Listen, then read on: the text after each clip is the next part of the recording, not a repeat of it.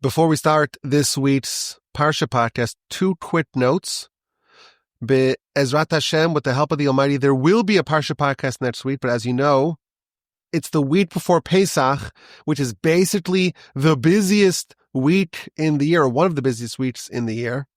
So although there will, please God, be a Parsha podcast next week, we're not going to have Torah Zoom on Tuesday nights or on Tuesday night next week. I'm busy preparing for Pesach, and I hope to record the podcast earlier in the week, and I don't want to be constricted and limited to Tuesday night. It's going to be chaos and mayhem here at the Wolby home. In addition, the following week, it's actually Pesach itself, Passover, so there is no Parsha. So this week is Vayikra. Next week, without Torah Zoom, but yes, in the podcast, is Tzav. The following week, there is no Parsha, so there's no Parsha podcast. And the following week after that, that's Parshas Shemini. So we will once again gather together on torchzoom.com 3 weeks from tonight on the 22nd of April. But next week, please God, there is a Parsha and there is a Parsha podcast, but there is no Torah Zoom. The following week, there's no Parsha podcast because there is no Parsha and there's certainly no Torch Zoom. So we will reconvene next time after Pesach for Parshas Shemini. But please God, we hope to not miss. We can't miss now, right? We're too deep into this. Where in the Book of Leviticus, we cannot miss quite yet. So please God, we'll have a Parsha podcast next week, notwithstanding all the work that needs to get done. That's item number one. Item number two, we've been having a bit of a problem with the mail at the new Torah Center. It's like a postal nightmare. We only get a couple of pieces of mail a week. And we also forwarded from the old location, and a bunch of people have told me that their mail was returned. They sent mail to the Torah Center. It was returned as undeliverable. So first of all, I apologize if that happened to you. And our administrator went to the post office already twice to try to figure out what's going on. We're very calm about it. We're not going postal about it. But I will request that if you are trying to send us any mail, hopefully we'll get it resolved and track down all the missing mail. But hold off sending any mail until we get this straightened out. If you want to send it, you can send it to my house directly. Email me for the address. But I apologize for this problem. We are not getting all of the mail. We're getting some. That's why it's a little confounding. Some of the mail is going through, but most of it is not. And just to let you know about that and to apologize, and hopefully we'll get this resolved and recoup all the missing mail. And of course, if you want to send me an email, my email address has not changed in many years, rabbiwolby@gmail.com.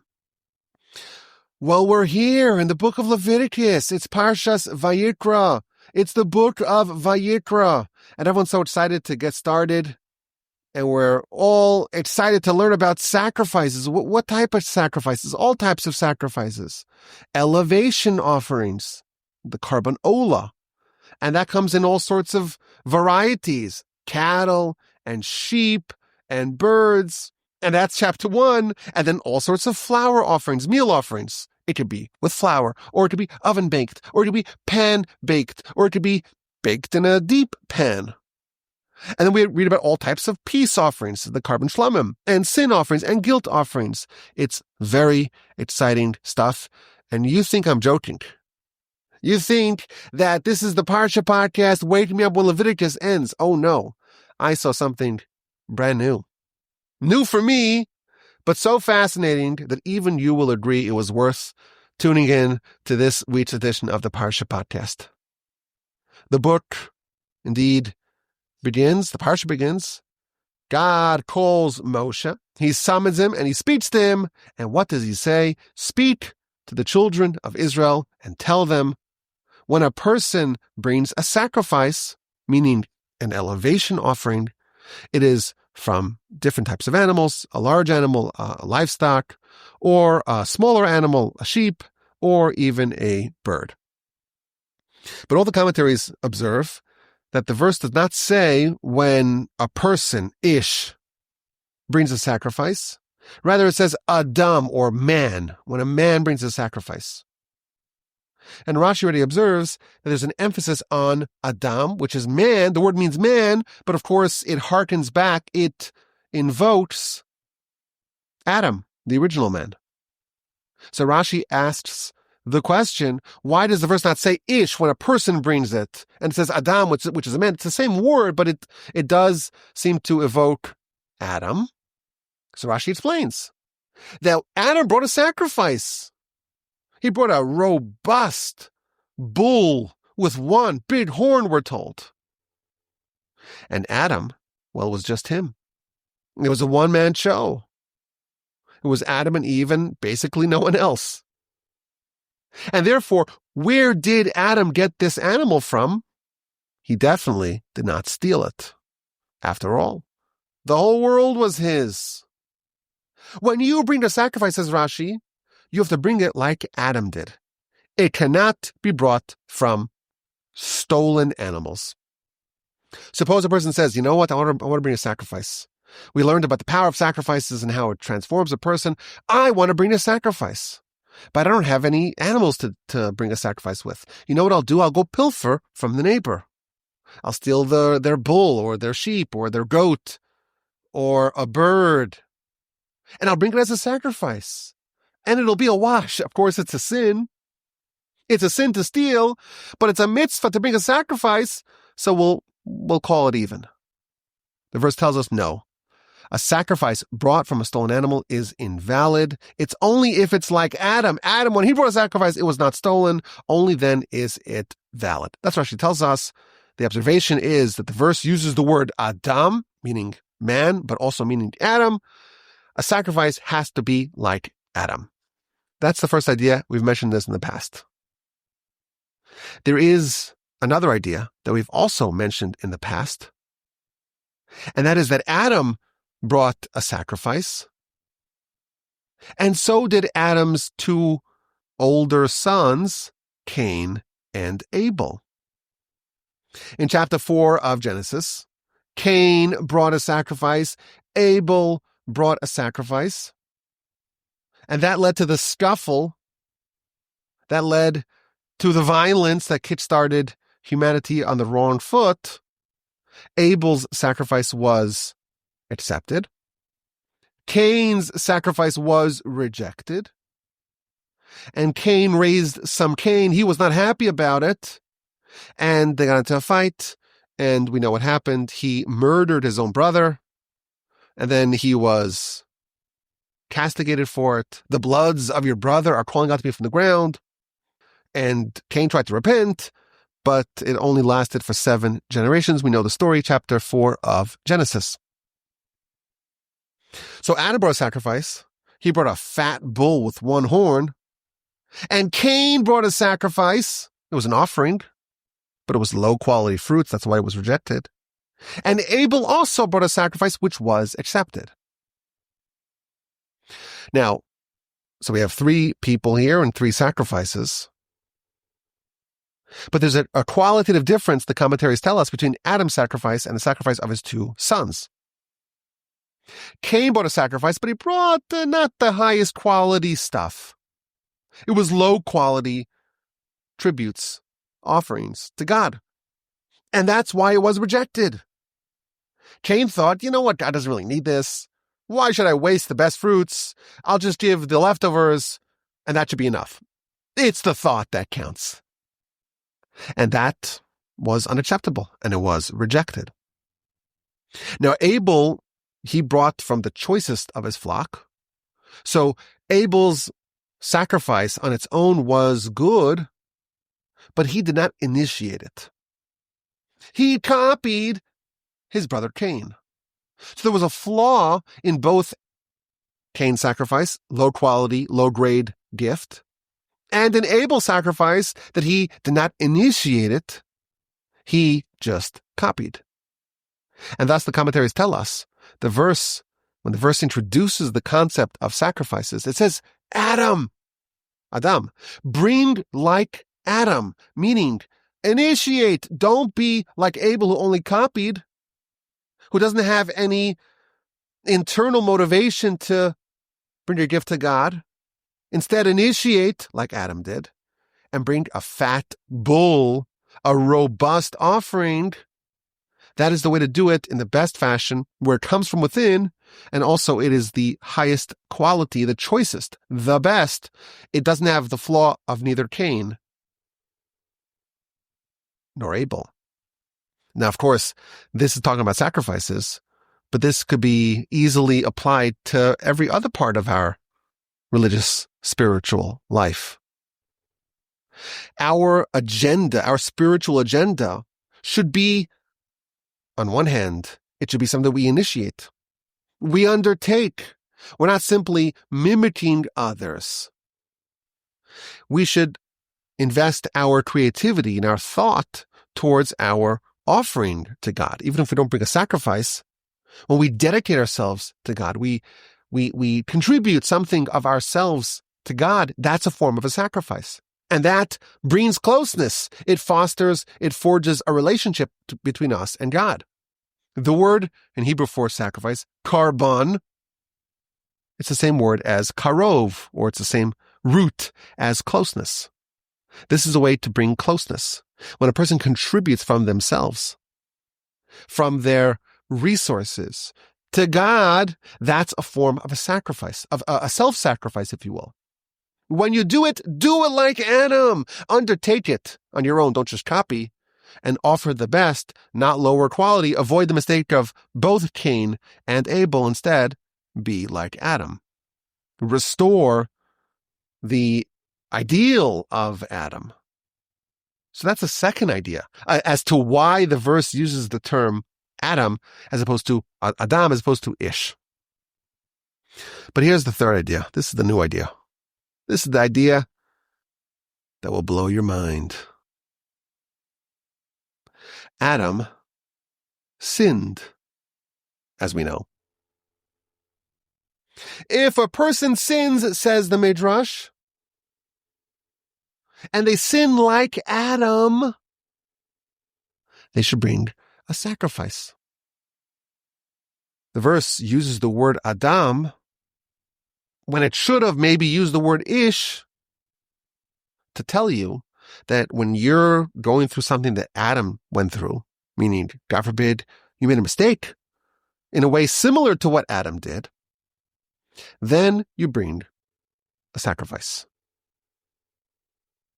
And thus it introduces the subject of sacrifices with the word Adam, the first sinner, so to speak, in going through the process of rectification, of expiation. From some Adam-like behavior, you have these instructions, bring a sacrifice. Now, if you just saw that Midrash and you didn't have any context, it wouldn't really be a big insight.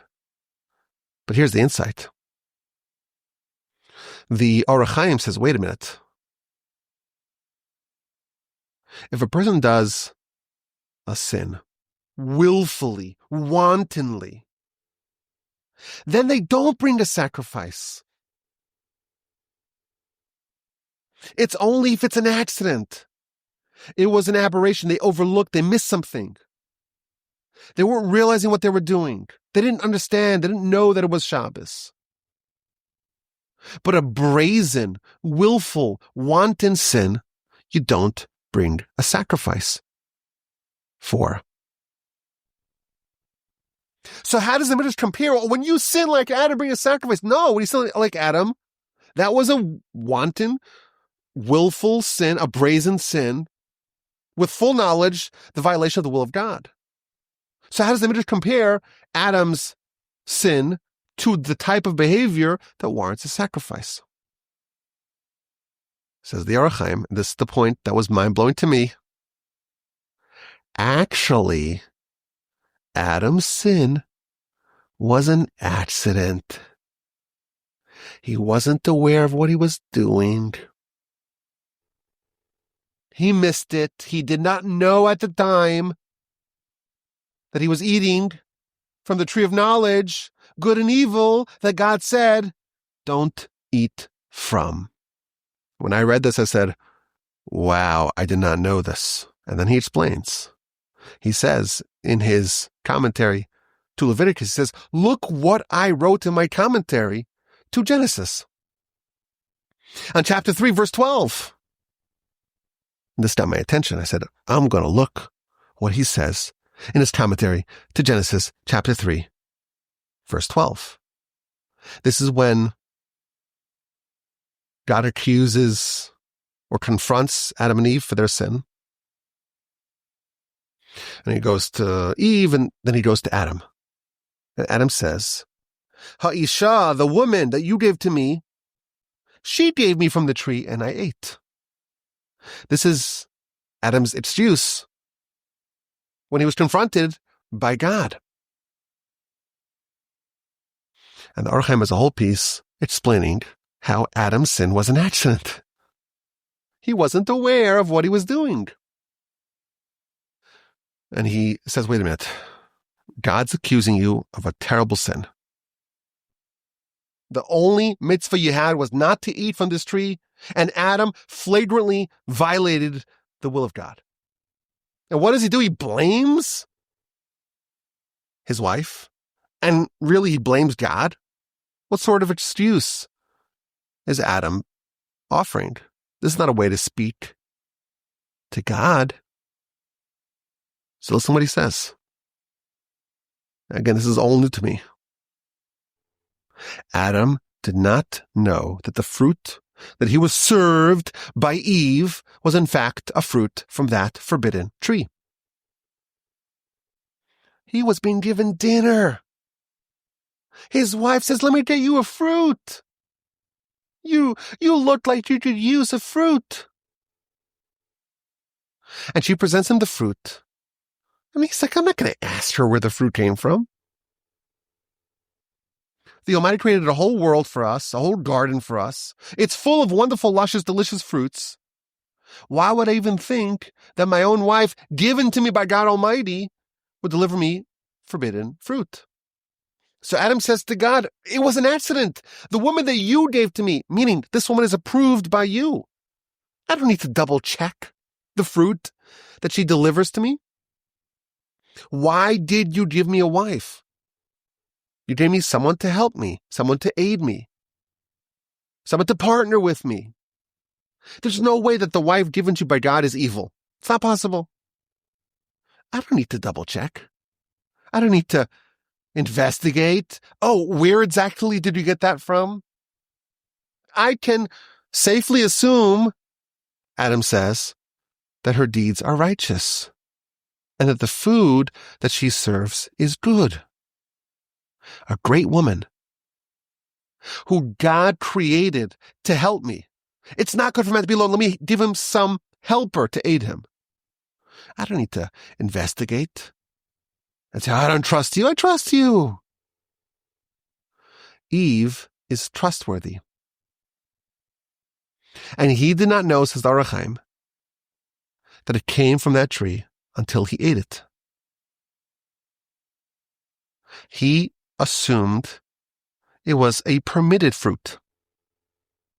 And only once he ate it, and everything changed, and his eyes opened, and evil began to course within him. Only then did he recognize what had happened. But at the time, he did not know what he was doing. And the reason? Because he relied on his wife. And thus, this was an accident. It's an accidental sin, and he is really blameless for what happened. He never suspected that his wife, that Eve, the woman given to him by God, cannot be trusted and would serve him something forbidden. She was given to him by God. She is trustworthy. This is all part of the Or HaChaim in chapter 3 of Genesis. And then he says, and that's why Adam was not cursed so aggressively. Adam himself was not even cursed. It's only the earth that was cursed. So Adam's sin was an accident. And then he says the only sin that Adam made was when he communicated to Eve the prohibition. He told her, don't touch the tree. Tree is dangerous. And that was intended to prevent her from getting even close to this tree. But like Rashi tells us, when Eve spoke to the serpent, the serpent says, "Could you eat from the trees?" And she says, "Well, we can eat all the trees, but not this one. This one we cannot eat, and we cannot touch it." And the Midrash says that the serpent shoved her into the tree. See, it's not electrified. You could touch the tree. And once she was able to touch the tree, she said, "Well, must be that this prohibition is not a problem. We can eat from it too." And Adam failed to differentiate between what is the actual law, don't eat from the fruit, and what's just a protective fence to avoid getting too close to disaster, not to touch it. That's the end of the piece. Adam's sin was an accident. It was not a willful, wanton sin. And therefore, for this type of sin, sacrifices are the remedy. But here's the problem. Adam brought a sacrifice, and he did not receive the remedy. He was not forgiven. He did not undo the effect of the sin. Adam was condemned to die as a result of this sin, and he brought that fat bull with one big horn, and that did not undo the sin. He was still condemned to die even afterwards. So how come there's a difference between what happened in the aftermath of Adam's sin and anyone who copies Adam and does an accidental sin? When they bring a sacrifice, they are atoned. They are cleansed. They are expiated. Continues the Orach Chaim, and this is based upon the actual words in the Midrash. Adam brought a sacrifice and was not forgiven. Why? And this is the words of the Midrash, because he was the first to sin. Adam's sin was an accident. Our sins, if we sin, God forbid, it could also be an accident, but there's a difference in our accidents and Adam's accident. Why? Because Adam,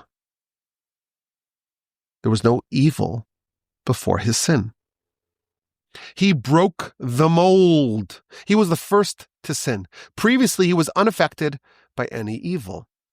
And even though there was no evil operating within him, he sinned nonetheless. And therefore his sin, albeit an accident, is worse than an accident done by someone subsequently. All of us, post Adam's sin, we're afflicted. We're contaminated.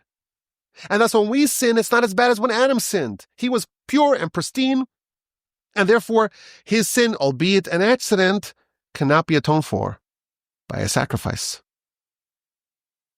But us, when we do an accident, and we are already subject to the consequences of Adam's sin, there is impurity already affecting us. Our sins are not as bad, and thus our accidents are atoned for with a sacrifice. Adam, the Talmud tells us, was created circumcised. There was no foreskin, so to speak. There's no evil inclination that he had to undo. In fact, says the Talmud, he was born uncircumcised, but he slapped on a foreskin. He reversed, so to speak, his circumcision. He was mashach arlaso, as if he pulled, so to speak, and created an artificial foreskin. He concealed the crown of God. Our starting point is very different than Adam's starting point. He started off as being totally pure and pristine, and he undid it with the sin. We start off as being a little bit affected, contaminated, tainted, sullied by the after effect of Adam's sin. We have a Yetzer Hara from birth, something that Adam was not affected by. And our goal is to undo it, is to, so to speak, circumcise ourselves, remove said evil.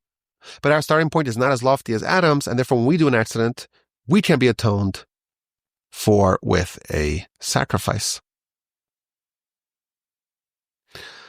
And the Orach Chaim ends off by saying, typically, God has a grace period for sinners.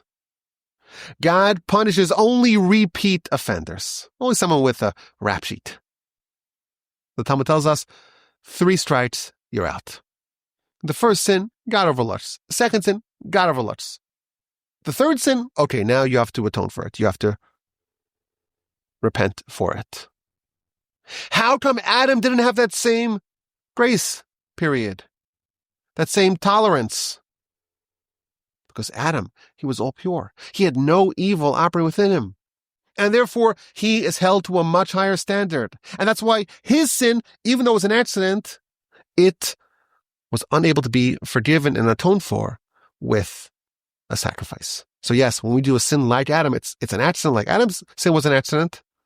But nevertheless, when we do it, we can be atoned for with a sacrifice, even though he was unable to atone and to reverse it with his sacrifice. We're different. We have physicality. We have corruption affecting our soul, the nefesh, the ruach, the neshama.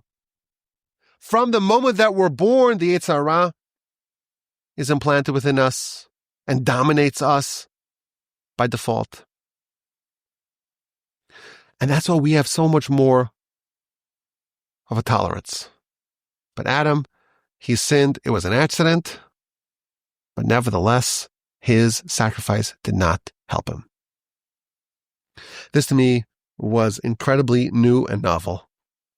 I was always under the impression that Adam's sin was willful. He knew exactly what he was doing.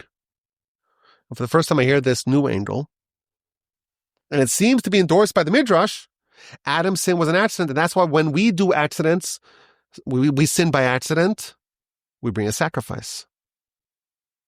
But the punchline of the Orach Chaim is that Adam, because he was in a much higher standard, he was in a much higher spiritual state, he's held to a much higher standard, and therefore his sin is way worse than our sin, even though they're both accidents. And therefore our sin can be atoned for with the sacrifice, even though his was not atoned for with his sacrifice.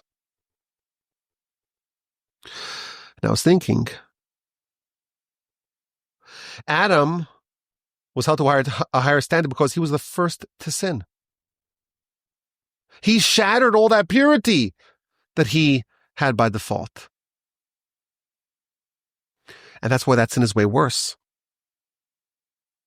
Even though, on one level, it's just an accident. Suppose the opposite happened. Suppose someone starts off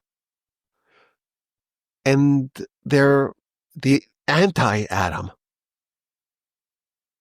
They emerge with impurity. They emerge with distance between them and God. Adam was the first to sin. What about someone who's the first to do a mitzvah? The first to overcome their challenges. If Adam's sin was way worse, but he was the first because he was the first to sin, a mitzvah. The first mitzvah. That must be a much more powerful mitzvah. We've mentioned this Talmud many, many times. The Talmud tells us, who is loftier? Someone who never sinned even once in their life, or someone that lived a very sinful life? But they repented. They changed. And they became a Baal Tshuva. They became a penitent. They returned to God. Who's more lofty? Says the Talmud. In a place where the penitents, where they stand in proximity to God.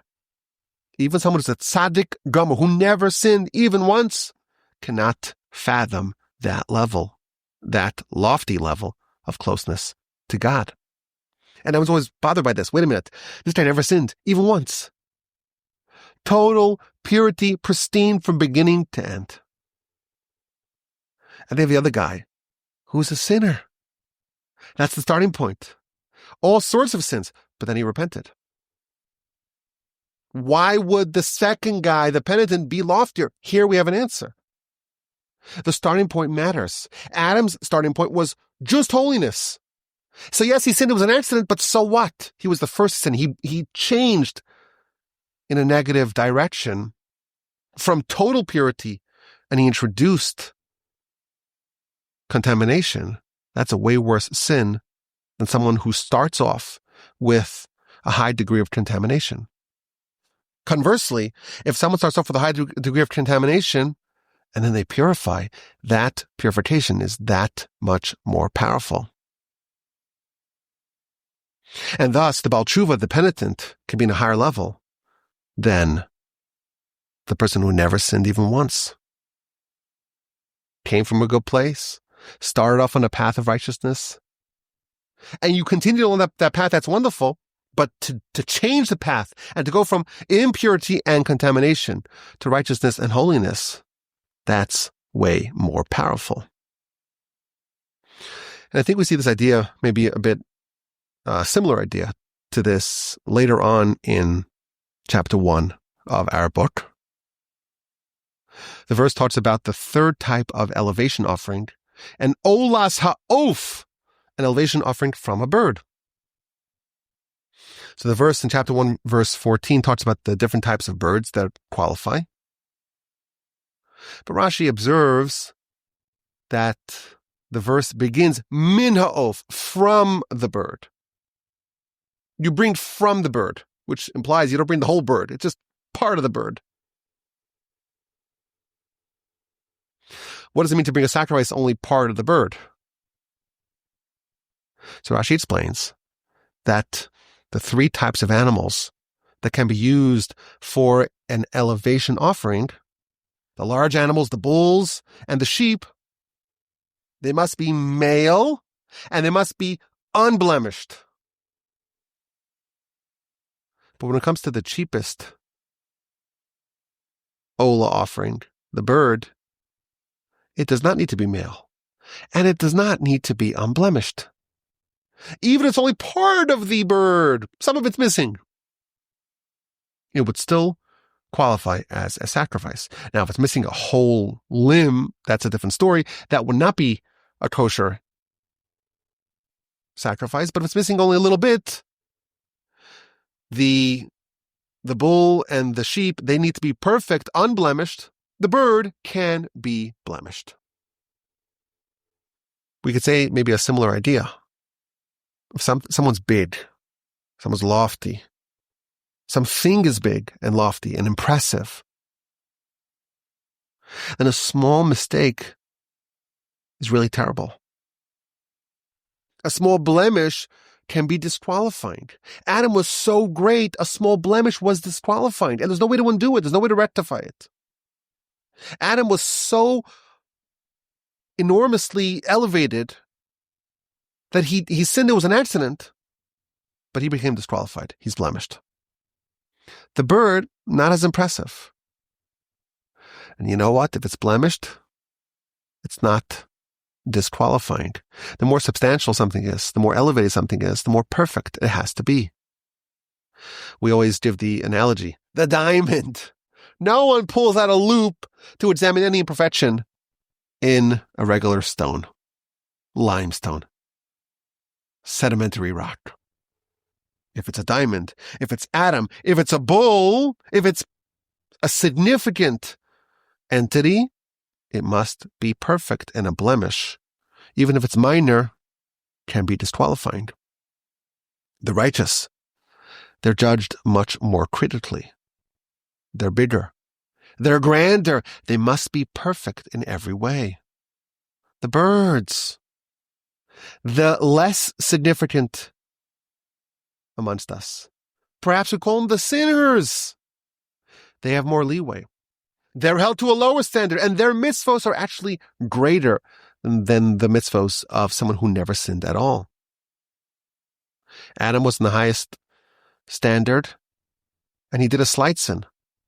It was an accident, but it was unforgivable for him. based upon where he came from, where he started from, that is not rectifiable with a sacrifice. All of us, we come post-Adam. And we are impacted by his sin. We start off life with the Yetzer Hara. To us, there's a blemish. We can still be brought as a sacrifice, so to speak. And we have to realize the opportunity that we have. Because one thing that Adam did do for us was create the opportunity for us to become maybe a Baal Tshuva. What's greater? To be born circumcised or to be born uncircumcised? And to manually impose God upon ourselves and banish the Yetzer Hara from ourselves and from the world. If Adam never sinned, he would be very lofty, but you know who would be even loftier? Someone who did suffer from the impact of Adam's sin. Someone who did start off with a Yetzer Hara and undid it. The place where the Baalei Tshuva are. It's much loftier than the place where even someone who was perfect and pristine from beginning to end. What a powerful idea. What a novel idea. I was not expecting this idea. This is a surprise to me. Adam's sin was an accident, according to the Orach Chaim, in his commentary here, in his commentary, chapter 3 of Genesis. It's a novel idea, and it's an opening idea. It gives us, I think, hope to realize that we have so much opportunity. You compare us to our antecedents, even if we are elevated, we're righteous, we grew up Torah observant with consciousness to the will of God. You grew up, you have the great privilege of growing up Shomer Shabbos. You got tefillin for your bar mitzvah, you never missed a day. Compared to your grandparents and your great-grandparents 1,000 years ago, your antecedent Rashi, you're nothing. Compared to such a person. But you know what we have? We have the opportunity to be a Baal Tshuva, to overcome our less impressive starting point. Less is expected of us, and thus when we do, that impact is amplified. Incredible idea. What a way to start off the Book of Leviticus. I told you it was worth it. But that's just the idea. What about the dilemma? It's year 9 of the Parsha podcast. Torah is our ID. The idea is in the books. Listen to this dilemma. It's not really a dilemma that I have to deal with, but all of y'all have to deal with this. What to do when you're competent and talented and gifted and intelligent and accomplished. You have the goods and you're surrounded by a sea of incompetence. And you're more talented and more capable than others. You're more accomplished than others. How are you supposed to feel? We know that arrogance, boastfulness, pride is one of the worst things. God hates the proud. Moshe's the picture of humility. Torah only congregates in the humble. But what to do? It's just true. You're just more competent and more accomplished. Does being humble mean to deny the truth? Is humility just ignorance? Can't be, right? So how do you, I'm going to say you, you're so talented, you're so capable, you're so intelligent, what do you do? How do you avoid arrogance? What's the way to achieve humility? Does it mean to think inaccurately? Can't be. We're never supposed to think inaccurately. I'm sorry, it's just not the way of the Jew to think wrong. So how do you think right and achieve humility? So of course, Moshe is the exemplar of humility. And he shows us the way. The first word of our Parsha, and indeed our book. The name of the book, the name of the Parsha, Vayikra. And if you see this in the Torah scroll, you'll notice that the font is not the same. It's not a consistent font. The Aleph, which is the last letter, is small. Why is there a small aleph in the word Vayikra? Now, just parenthetically, something cool. The Midrash tells us that Moshe's face shone brightly. It was as bright as the sun. When he came down the mountain, his face was brilliantly, gleamingly bright. And the Midrash says that when Moshe wrote the Torah, there's a little bit of ink left over on the quill. He had some leftover ink, and God took that and wiped it on his face. So the Midrash says. And when God puts some ink on your face glows. Now, you read that Midrash, it's totally baffling. You obviously realize there's some deep secret over there. And the commentaries say, there's a few different ways that the commentaries say this. The word anav, which means humble one. Moshe is the humblest of men. The word anav is usually spelled with a yud. Ein, nun, yud, vav. In the Torah, the yud is missing. Moshe didn't want to write it. In an act of humility, he said, I don't want to have that letter. So he kind of left that on the quill. And God says, okay, I'm going to take that humility and kind of wipe it on your face, and your face will glow. But alternatively, Moshe was told to write the word Vayikra, which means, and he summoned Moshe. There's nothing greater that can be said about a person, and there's no greater accomplishment than God summoning you, as if God needs you. You matter, you're important, you're existentially important. Moshe did not want to write it.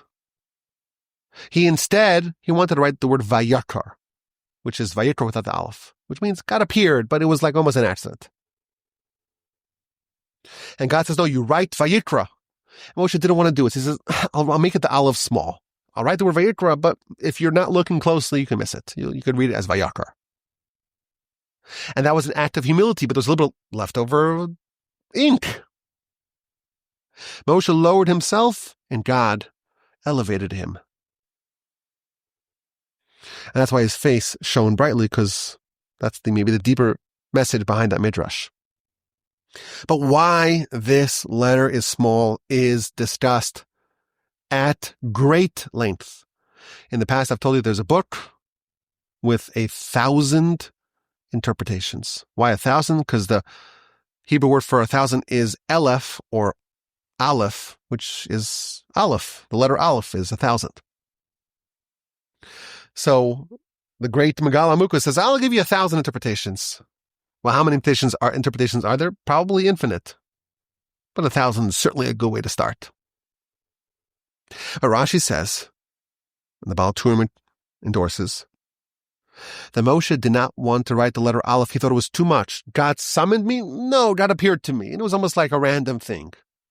God appeared to Bilam with the word Vayakar, without the Aleph. The word Vayikra means God summoned Moshe. Moshe didn't want to write it. The verb connotes closeness. It's much more official. God wants you. God needs you. God's summoning you, so to speak. The word Vayakar means almost, it's a happenstance. It was random. It was God appearing surreptitiously, backdoor entry, so to speak, to Bilam. It's not official. It's not one of closeness. Moshe wanted to write Vayakar. Why? Because he wanted to be no greater than Bilam. That's what the Baal Turim says. Rashi implies it. Baal Turim spells it out. But here's the question. Did Moshe really think that he was like Bilam?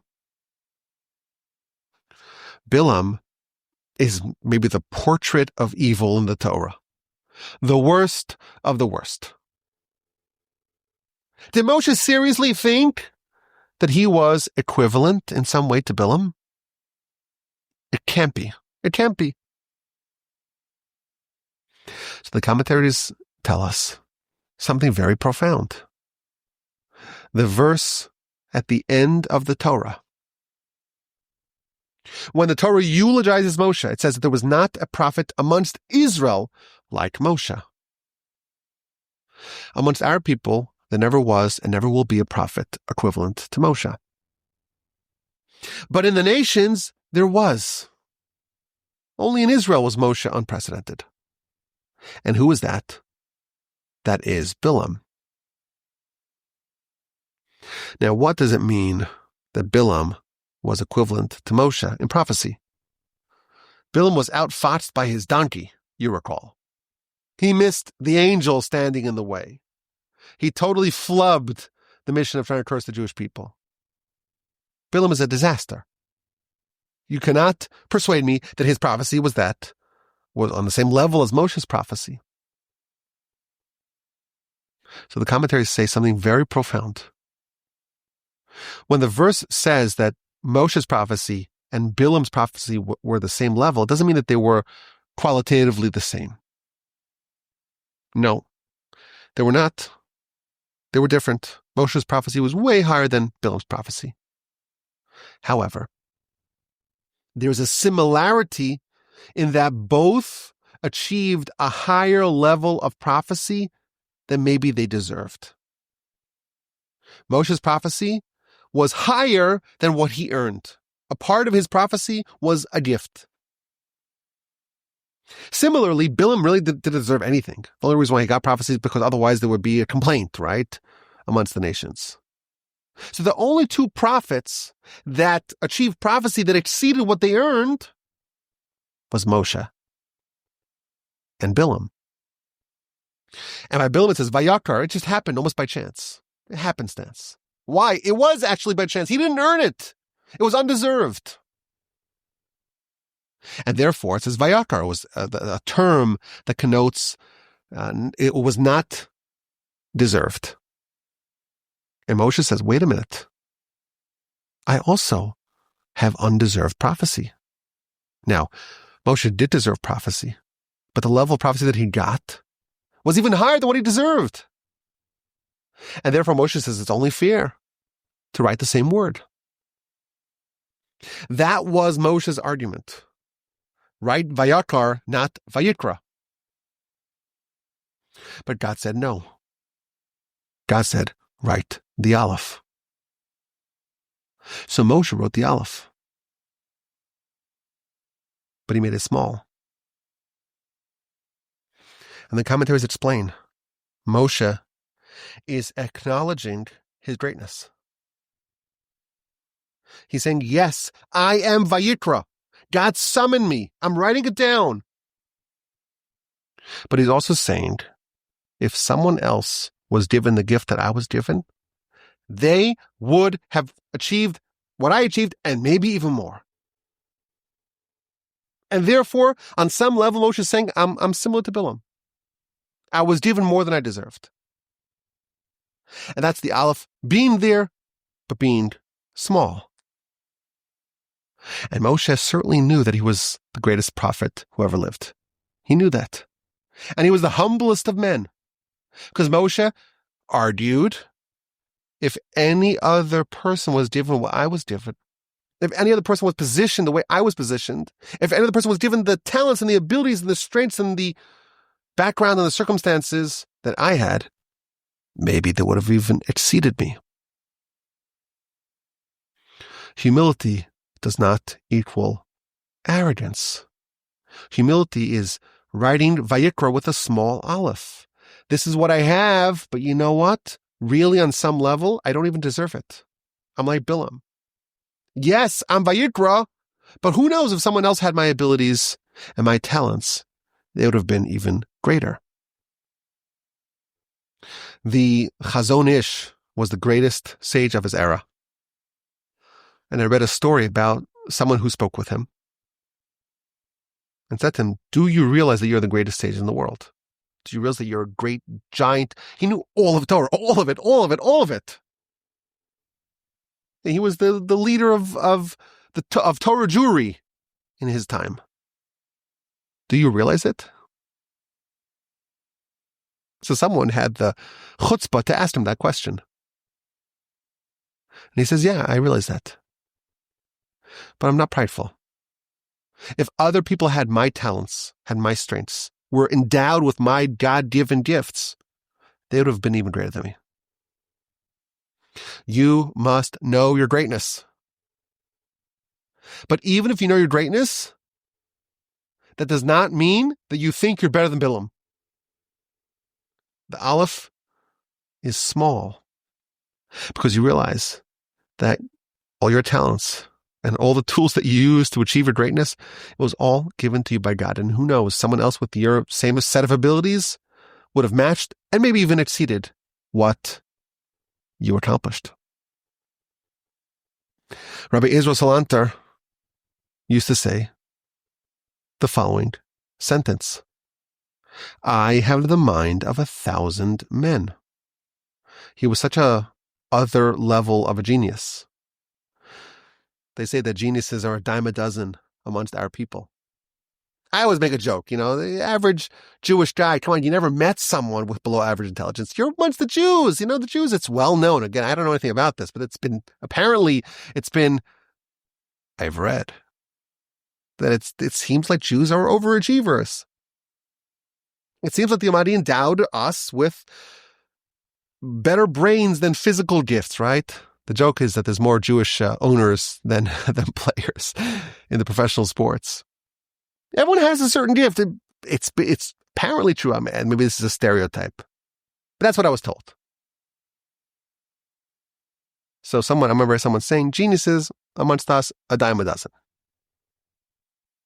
Amongst the geniuses, there's the genius of the genius of the genius. And that's from Israel Salanter. I have the mind of 1,000 men.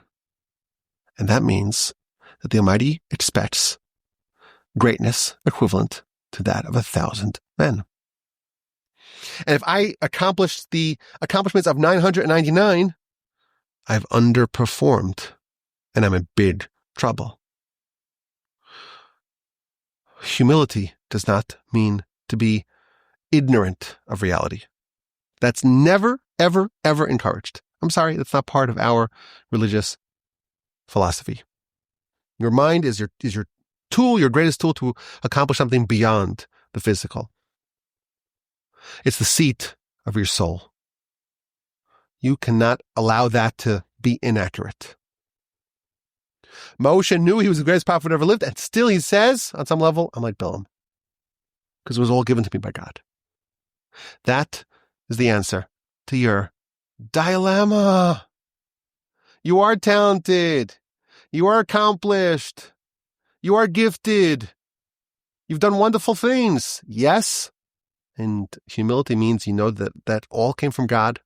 And who knows, someone with my set of abilities could have and maybe would have achieved even more. This is the beginning of a great book. I'm so excited to be here. It's Leviticus. We had a little bit of a false start when we thought Leviticus was coming early. But we're here now, this time for real. I'm enjoying it. This was a delightful podcast, in my opinion. RabbiWolbe@gmail.com if you disagree or if you agree. Have a wonderful day. Have a wonderful rest of your week. I hope your Passover prep is going swimmingly. Next week, there will not be a notwithstanding on Tuesday evenings at 8 p.m. But please, there will be a Parsha podcast I don't want to miss. So we will reconvene for notwithstanding in 3 weeks from today, April 22nd. For Parsha Shmini, again, the week of Passover, Pesach, there is no Parsha. We do read from the Torah, but not something that comes from, not the next installment of Leviticus. So there is no Parsha podcast. Next week, please God, there will be a Parsha podcast, but no towards Zoom. Have a wonderful day. A sensational Shabbos. A successful Passover prep. And if I don't speak with you, a wonderful, happy, and kosher Passover. A Chag kosher v'sameach. And please God, with the help of the Almighty, we'll talk again next week. And live in person, notwithstanding in a week after Pesach, April 22nd. My email address is rabbiwolbe@gmail.com.